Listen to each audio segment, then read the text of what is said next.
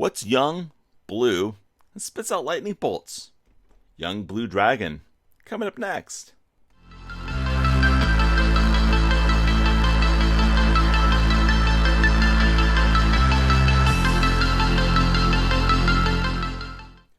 It's Miniature Monday, and do you know where your miniatures are? If your miniature is a young blue dragon, I have it here, and it looks like I broke its wing. It's just it's not looking too good. Kind of look like a chicken wing. I'm gonna probably move this camera just a little bit out, so there's that. But yeah, let's open this up and see what we got going on.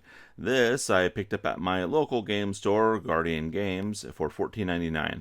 To be completely honest, I have a sponsor. That sponsor is my super awesome girlfriend who bought this for me for my birthday, along with a bunch of other miniatures.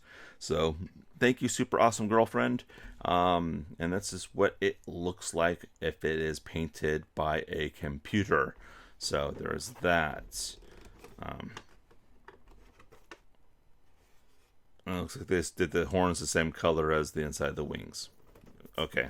Now that's just lazy rendering there. Anyway, let's take a look here. Always love the Nolzur's Marvelous Miniature Dragons because I find those to be pretty much the closest to D&D dragons you're going to get. Not throwing shade on Pathfinder dragons. They're just not what I was raised with, so I kind of, am not used to them. So obviously I'm not going to favor them.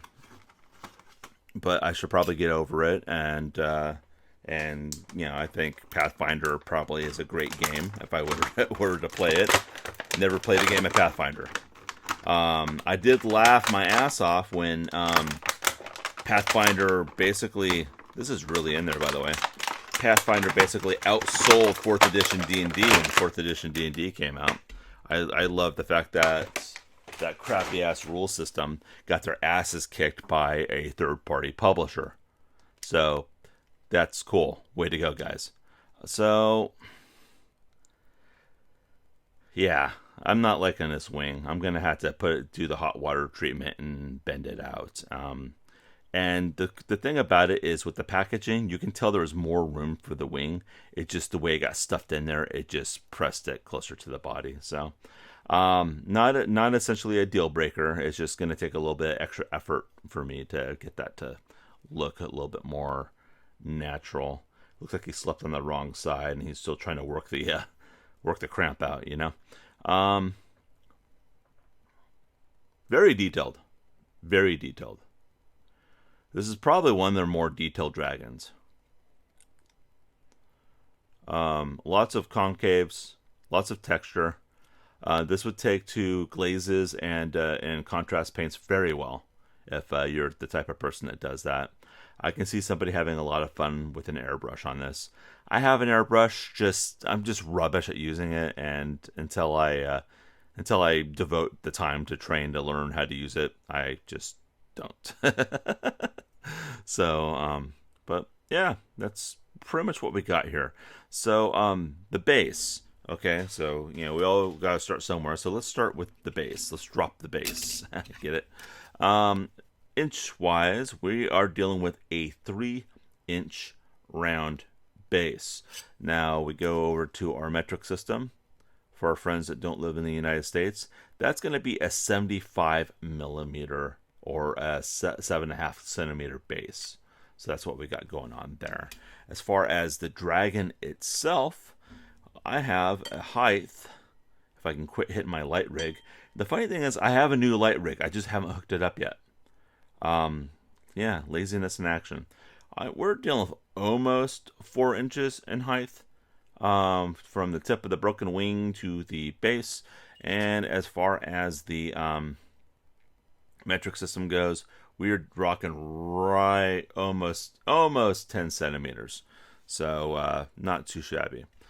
Throw that base on here like so, and then I'm also working on another another background. This is modular, and I kind of hate seeing the table underneath it because it doesn't fit so well sometimes.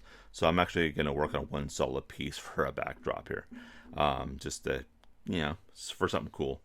We got Sir 4 scale here included in the shot here for scale purposes only, not included with purchase of miniature.